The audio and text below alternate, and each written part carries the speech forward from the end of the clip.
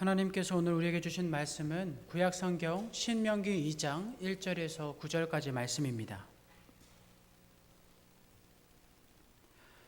구약성경 신명기 2장 1절에서 9절까지 말씀입니다. 찾으셨으면 우리가 한 절씩 교독하도록 하겠습니다. 우리가 방향을 돌려 여호와께서 내게 명령하신 대로 홍해길로 광야에 들어가서 여러 날 동안 세일산을 두루 다녔더니 너희가 이 산을 두루 다닌 지 오래니 돌이켜 북으로 나아가라.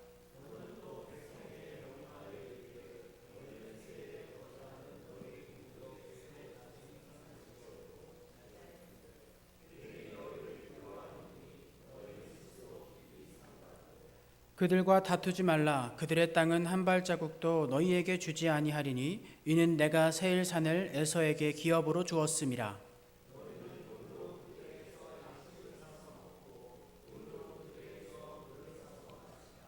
내 하나님께 여호와께서 내가 하는 모든 일에 내게 복을 주시고 내가 이 큰 광야에 두루 다님을 알고 내 하나님 여호와께서 이 40년 동안을 너와 함께 하셨으므로 내게 부족함이 없었느니라 하시기로.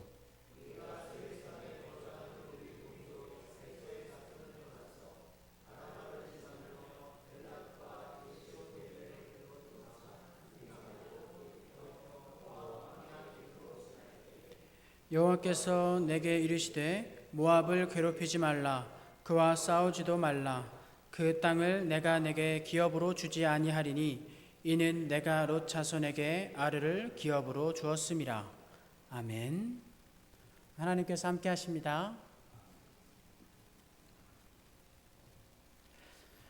신명기 2장의 말씀은 우리로 다시 한번 이스라엘 백성들이 그동안의 그 기간들, 여러 광야 속에서 나타난 기간들을 되돌아보는 그런 시기를 가지고 있습니다.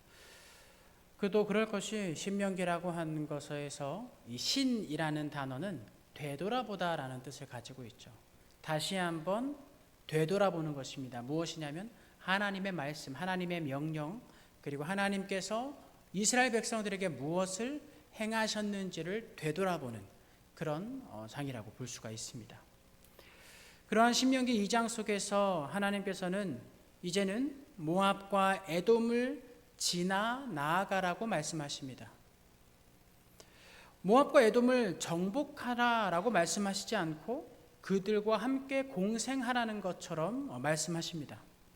반면 2장 하반절과 또 3장을 보면 바산과 헤스본은 정복하도록 하시고 그것뿐만 아니라 그것이 이제 요단 동쪽 지역 가운데 있는데 그 지역들이 훗날 이스라엘의 르우벤 지파와 갓 지파와 므낫세 반 지파의 분깃으로 설정되기도 합니다. 바산과 헤스본은 사실상 그들의 삶 가운데, 이스라엘 백성들의 삶 가운데 그렇게 많이 등장하는 민족들은 아닙니다. 반면 모압과 에돔은요, 그들의 모든 역사 가운데 언제나 늘 함께 등장해 왔습니다. 그리고 상당 부분 좋은 이야기들보다 좋지 않은 적대 세력으로 많이 등장하고 있죠.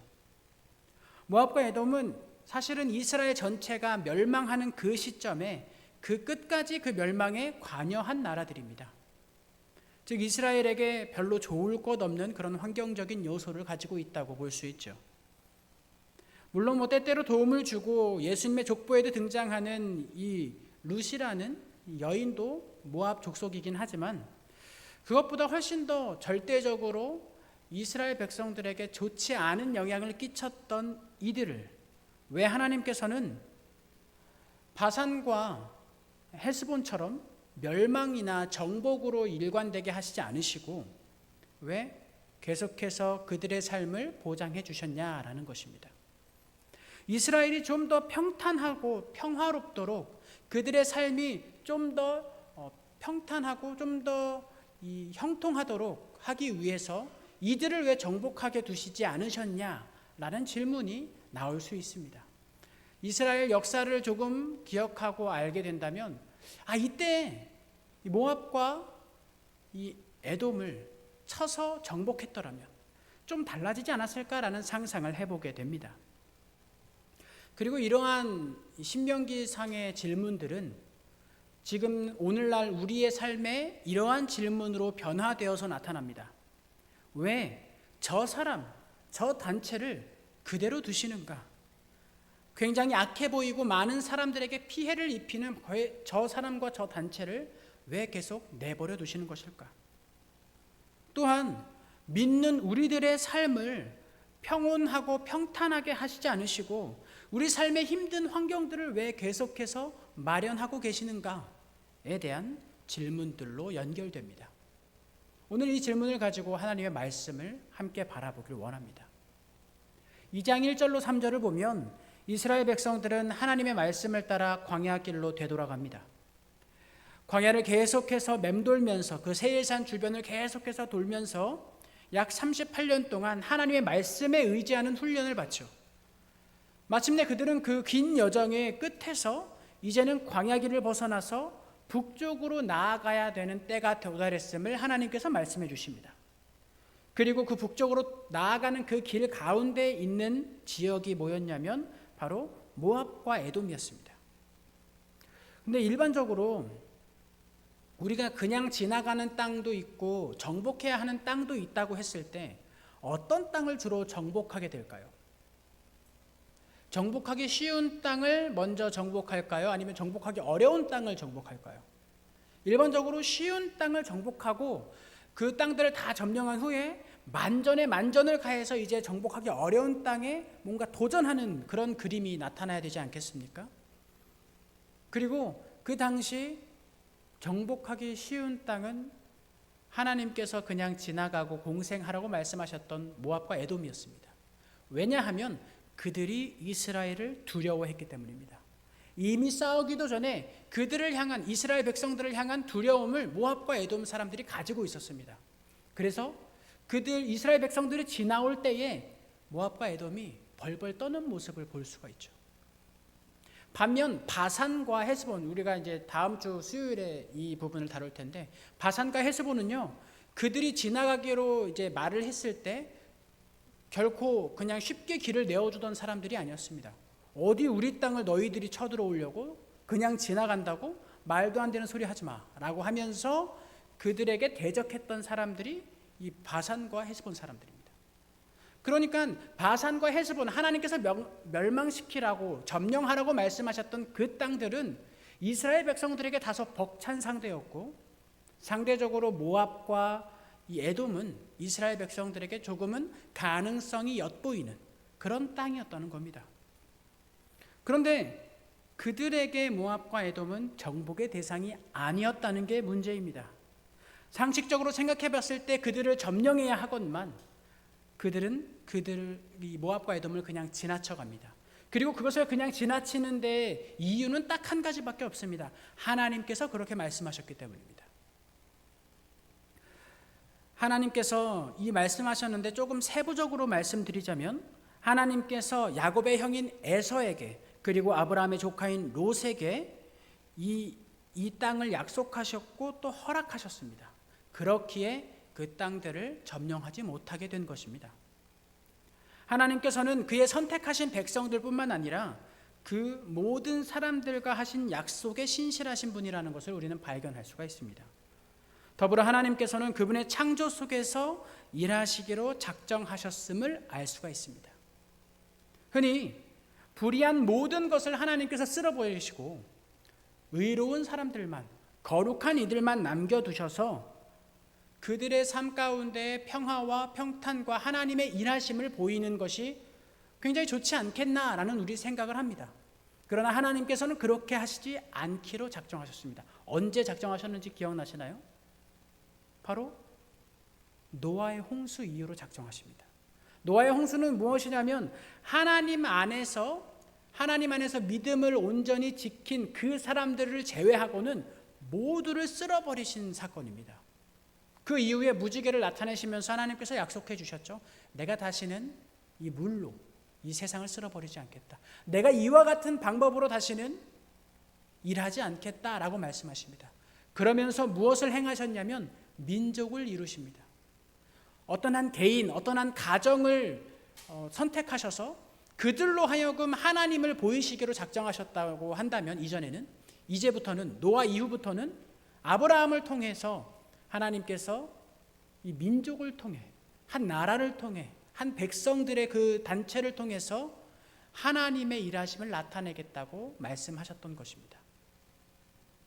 그러므로 그때부터, 그 이후부터는 하나님께서 창조하신 그 세계 안에서, 그 세계가 어떠하든지 간에 그 세계 안에서 하나님의 섭리하심으로 말미암아 하나님의 일을 이루어 가시겠다라고 말씀하십니다.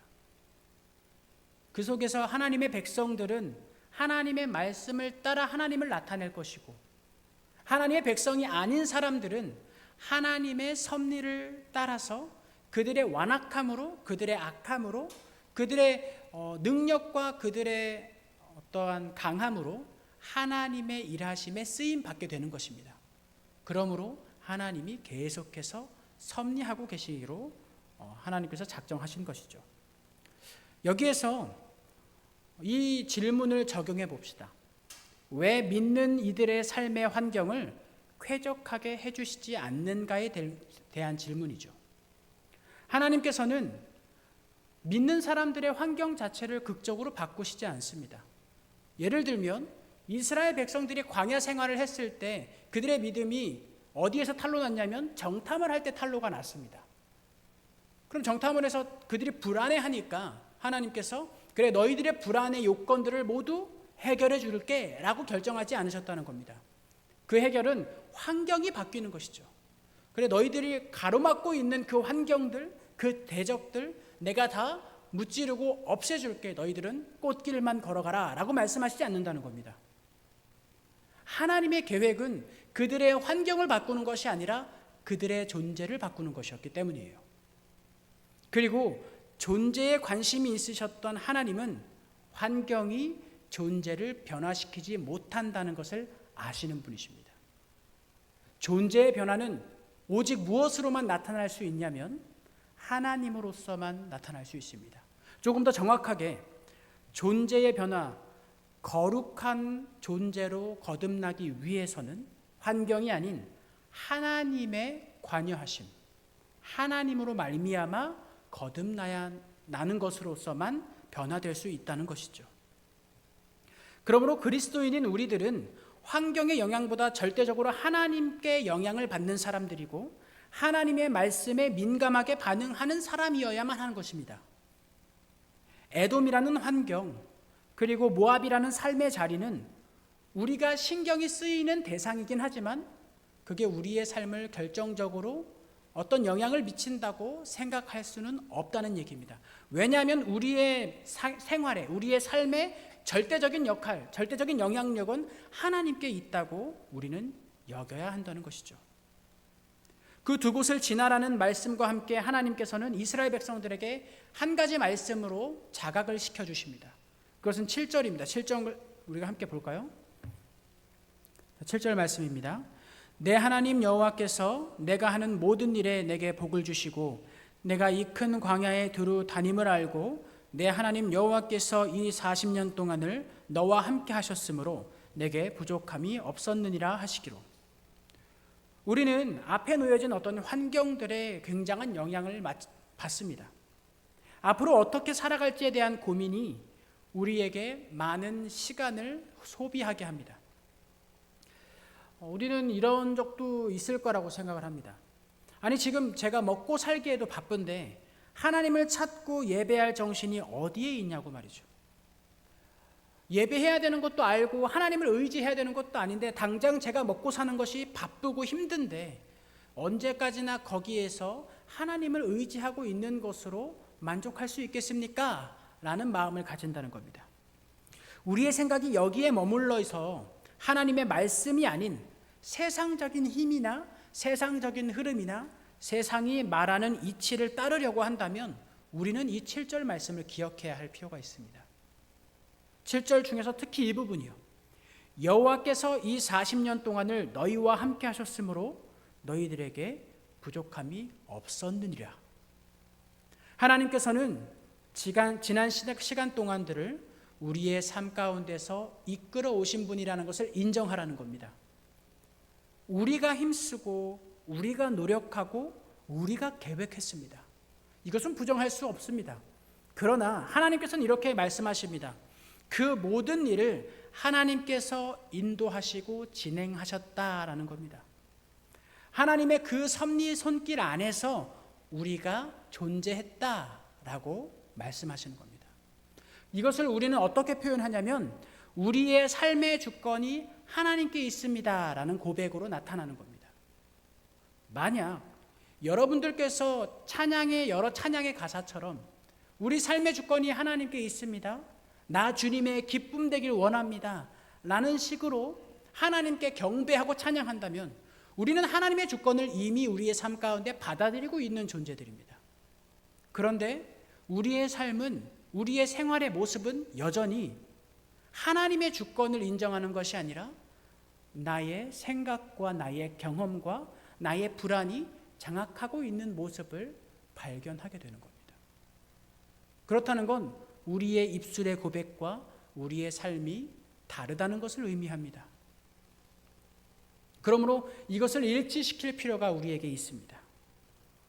하나님께서는 불안해하는 이스라엘 백성들에게 에돔과 모압이라도 쳐서 우리가 좀 더 강대하고 좀 더 보충해야 되지 않을까요? 라는 마음을 가질 수 있었던 그들에게 그렇게 에돔과 모압을 치지 않고 이득을 취하지 않더라도 내가 능히 너희들을 먹이겠다.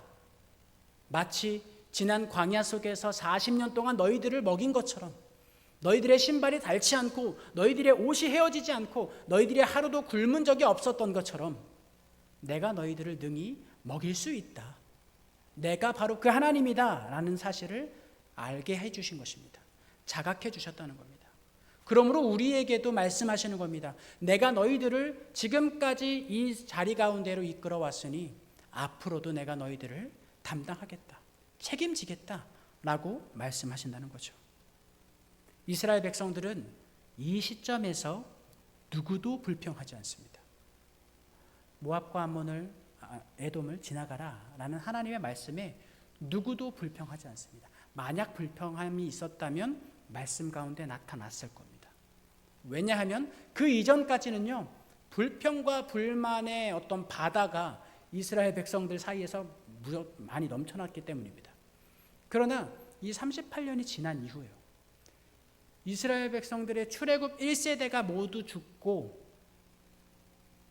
모세와 갈렙과 여호수아를 제외한 1세대들이 모두 죽고 2세대부터 시작되어지는 이 시점 가운데 그 누구도 하나님의 말씀에 불평하는 사람이 없습니다.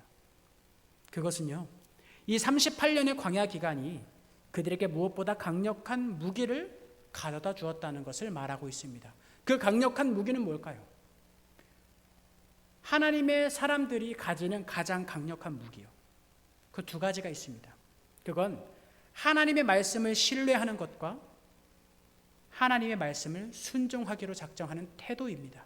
이 두 가지가 그들의 삶 가운데 가장 강력한 무기가 되어 지금 이 시점에 있습니다. 왜 믿는 자들의 삶의 환경을 형통함과 평탄함으로 만드시지 않으시는가에 대한 좀 더 구체적인 답변이 바로 여기에 있습니다. 믿는 자들의 삶의 형통과 믿는 자들의 삶의 평탄은 그들의 환경에 있지 않고 하나님을 신뢰하는가, 하나님께 순종하는가에 달려있기 때문입니다. 그래서 하나님께서는 우리의 환경을 사용하셔서 우리를 신뢰와 순종의 길로 이끌어 가시고 계십니다. 그것이 우리의 삶이, 우리의 환경이 그리 평탄하지 않은 이유입니다. 하나님께서의 목적은 우리의 삶이 평탄한 것이 목적이 아니기 때문입니다.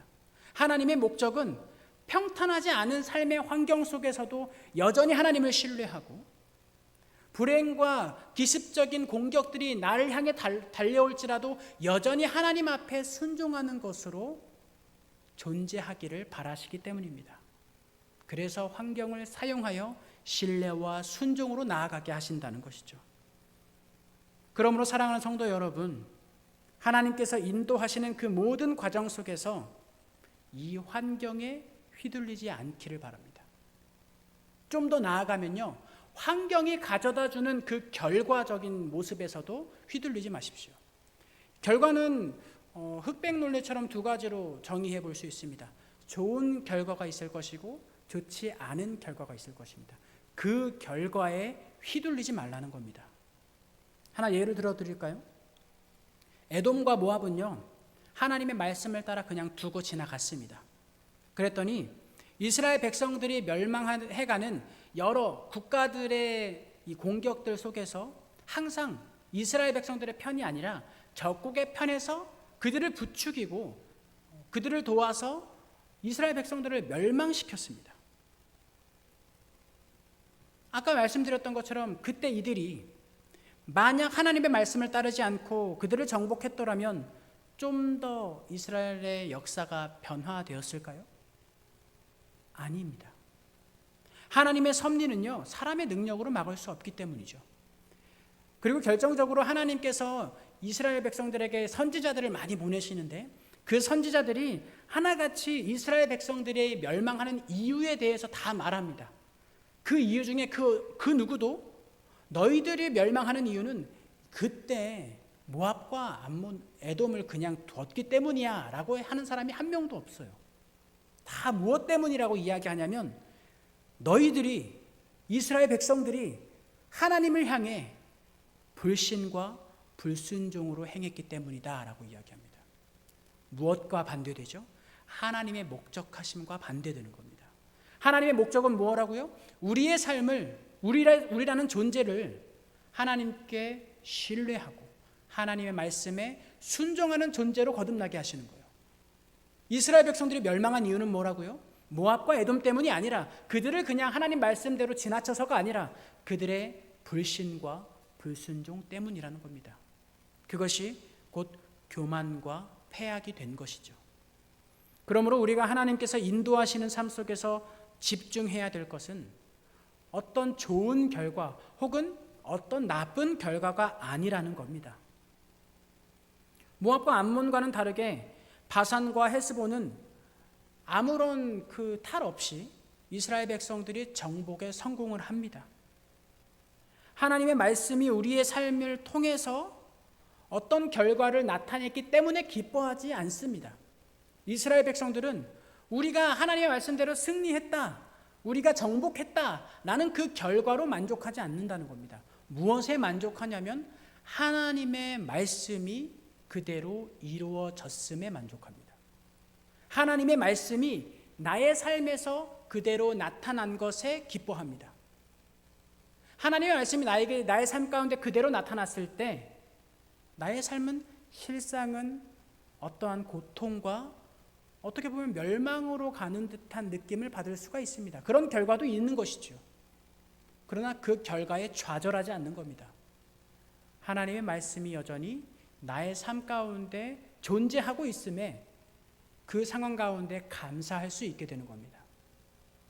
그것이 존재론적인 변화입니다. 우리에게 유익하지 않은 결과에 낙담하지 않고 여전히 하나님을 신뢰하고 순종하기로 결단하게 하시는 그런 하나님의 은혜에 감사하게 되는 겁니다. 그러므로 우리의 삶과 생명의 비밀은 오직 하나님께 있습니다. 여러분들은 그것을 믿으시겠습니까? 만약 그것을 믿으신다면 이렇게 기도하길 원합니다. 주님, 우리의 환경이 아닌 우리의 믿음과 순종하는 태도를 위해 환경이 우리를 바꾸지 않고 우리가 여러 환경 속에서 여전히 거룩하기 위해 주님 도와주십시오. 이것이 우리의 기도 제목이 되길 원합니다. 주님, 우리의 삶의 환경을 평탄하게 해주십시오. 주님, 우리의 삶의 환경이 더욱 풍성해지도록 하여 주십시오. 내 앞을, 내 삶을 가로막는 저 여러 적군의 세력들을, 저 악한 세력들을, 악의 무리들을 물리쳐 주십시오가 아니라 주님, 나의 삶의 환경 속에서, 여러 가지 환경 속에서 여전히 주님의 말씀을 신뢰할 수 있도록 나를 담대하게 하여 주옵소서. 주님, 삶의 여러 가지 원인과 결과 속에서 낙담하지 않고 그 속에서도 여전히 하나님의 말씀에 순종할 수 있는 용기를 저에게 주십시오. 우리의 기도가 이렇게 되길 원합니다. 우리 이 시간 함께 기도합니다. 우리의 삶과 우리의 생명의 비밀을 오직 하나님께 두고 그로 말미암아 우리의 환경이 아닌 믿음과 태도를 위해서 기도하십시오. 환경이 우리를 바꾸는 것이 아니라 우리가 여러 환경 속에서 여전히 거룩하여 우리의 삶에서 하나님의 말씀이 나타남으로 인하여 우리의 존재뿐만 아니라 우리의 환경이 저절로 변화되는 그 은혜의 시간들을 보내게 해달라고 우리 함께 기도하겠습니다.